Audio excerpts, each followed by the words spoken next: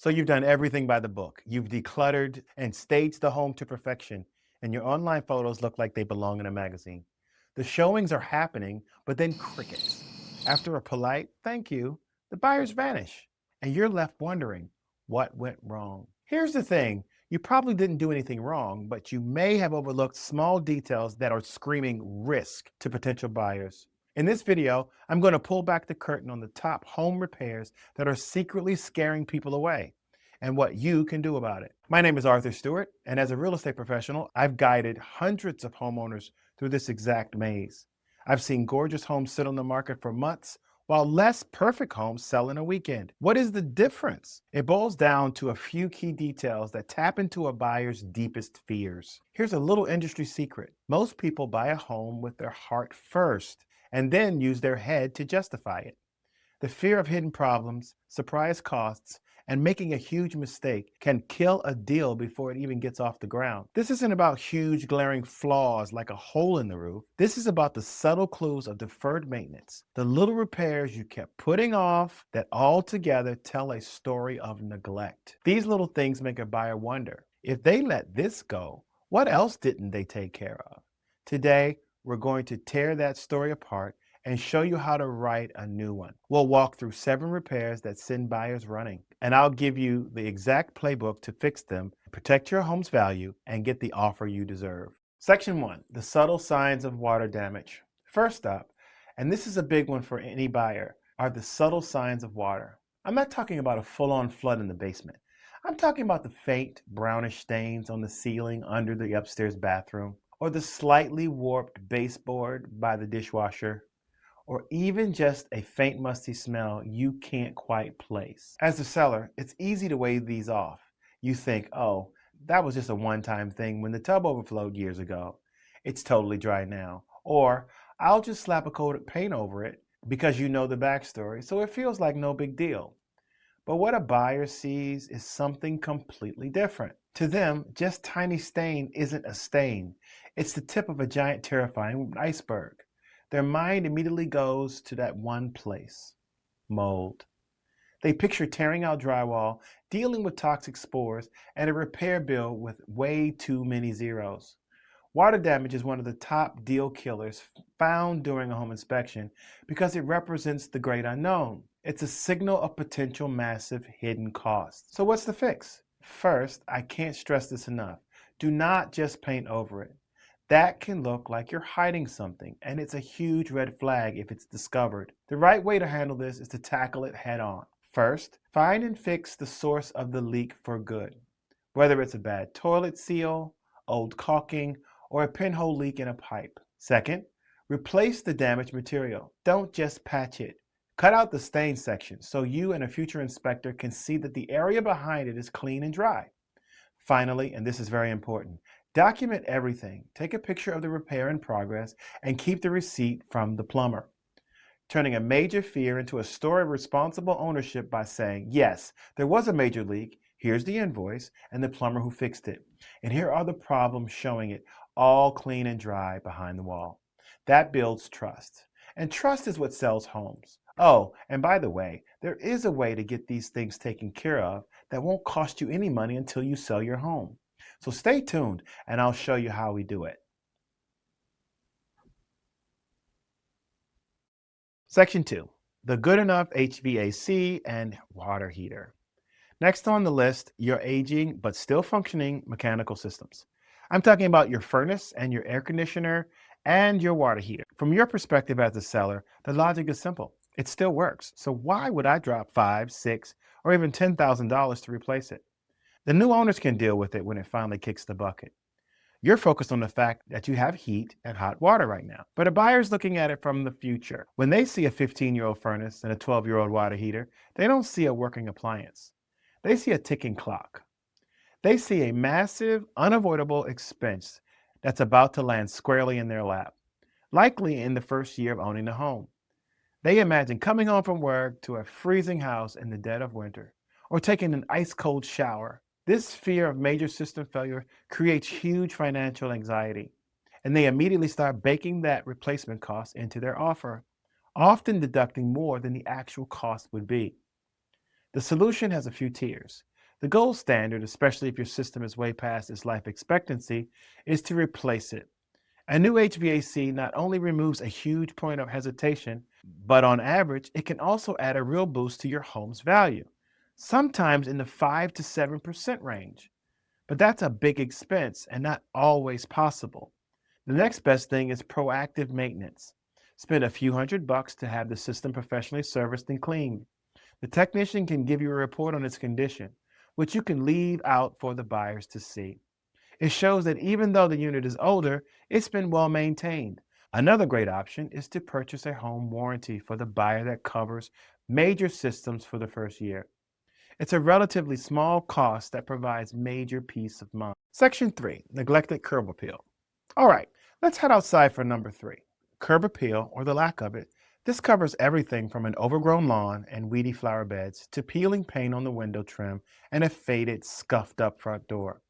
As the seller, this can feel superficial. You might be thinking, they're buying the house, not the bushes. This is nothing a little yard work can't fix.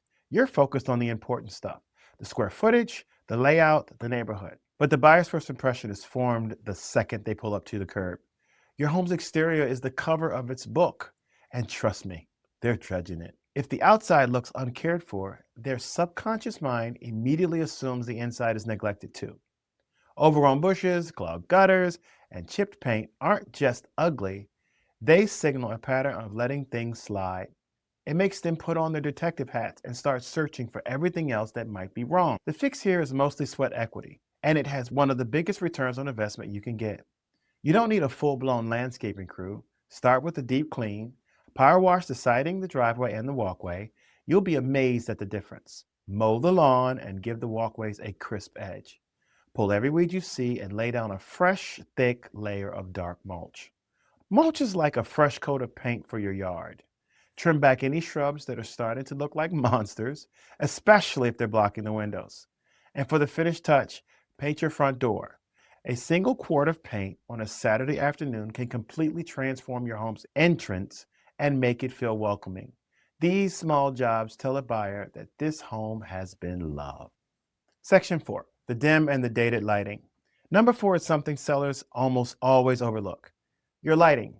I'm talking about that shiny brass chandelier from the 80s, the bathroom vanity where every bulb is a different color, or that one lonely dim light trying to illuminate a huge living room. From the seller's point of view, it's purely functional. The switch works, the light comes on. What's the problem? You've lived with it so long, you probably don't even see it anymore. But for a buyer, lighting is everything. It's a gut feeling. Dimly lit rooms feel smaller, sadder, and maybe even a little dirty. And dated fixtures instantly make the entire house feel old, making a buyer's mental to-do list grow longer and more expensive. Bad lighting puts a gloomy filter on the entire showing and makes it impossible for a buyer to fall in love. The solution is one of the cheapest and most powerful upgrades you can make. First, go on a bulb audit. Walk through your house and replace every dim, burned out bulb. Use bright, good quality LED bulbs, and this is key. Make sure all the bulbs in a single room are the same color temperature. Soft white is great for living spaces and bedrooms, while brighter, cooler white works well in kitchens and bathrooms. This alone will make your home feel brighter and cleaner. Next, tackle the ugliest fixtures.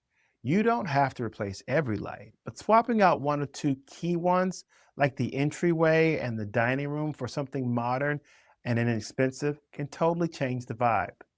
For just a few $100, you can take a room from dated to current. And that's a huge win.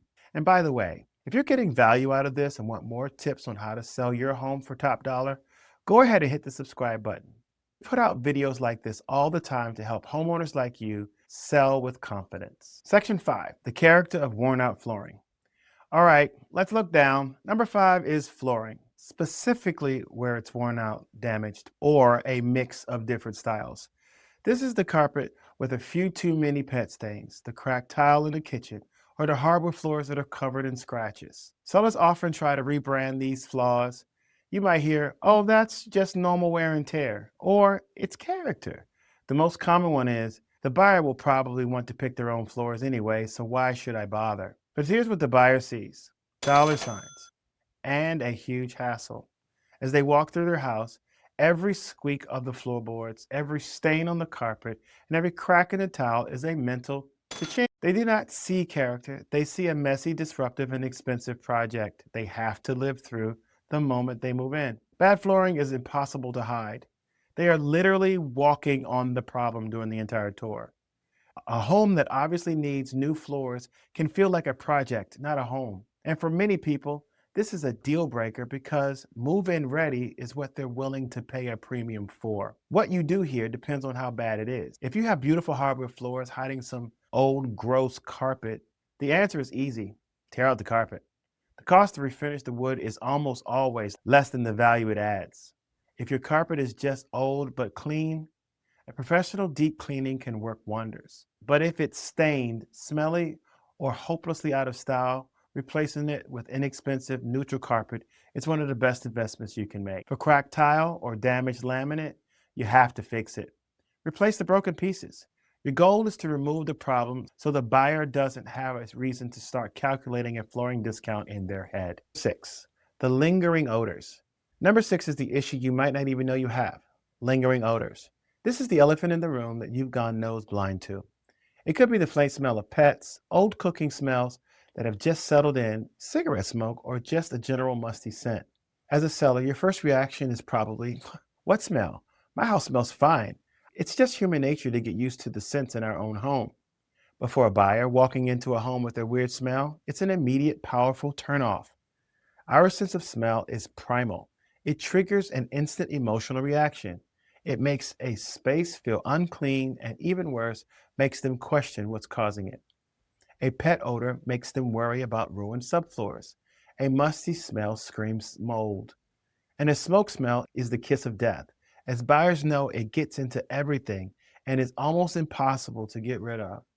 Often, they won't even stay long enough to appreciate the home's great features. The tour is over before it begins. The solution is not to mask the odor, but to eliminate it. Plugging in a bunch of air fresheners just creates a new weird smell and signals that you're hiding something. You have to find the source. Have all carpets, rugs, and furniture professionally deep cleaned. This is a non-negotiable if you have a pet. Wash all the curtains, scrub the inside of your garbage cans, and run a cleaner through your garbage disposal.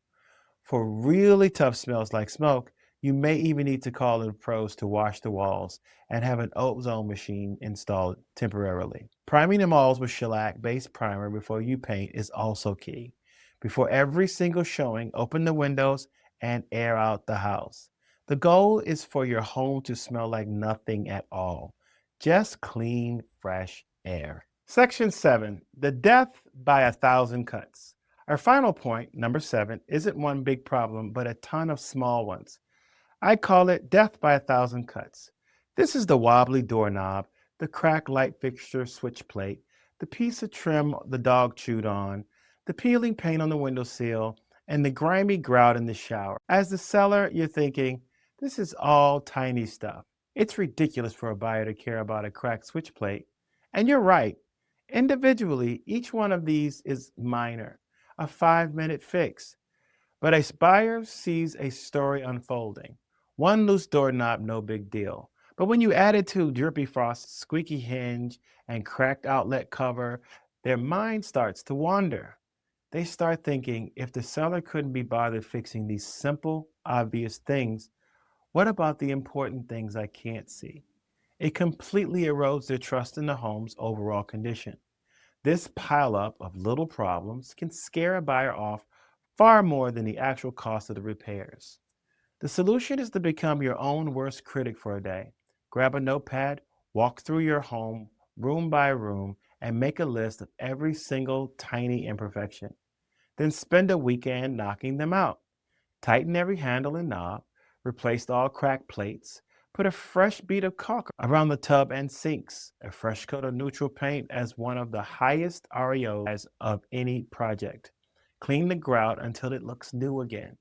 These small fixes don't cost much money, but the impact is enormous. They take a home from feeling a little tired and feeling crisp and clean and truly move-in ready.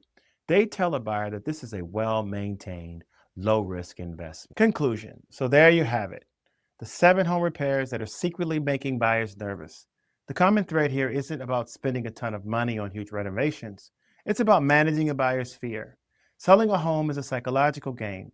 You aren't just selling square footage and the number of bedrooms, you're selling the dream of a safe, happy, and stress-free future.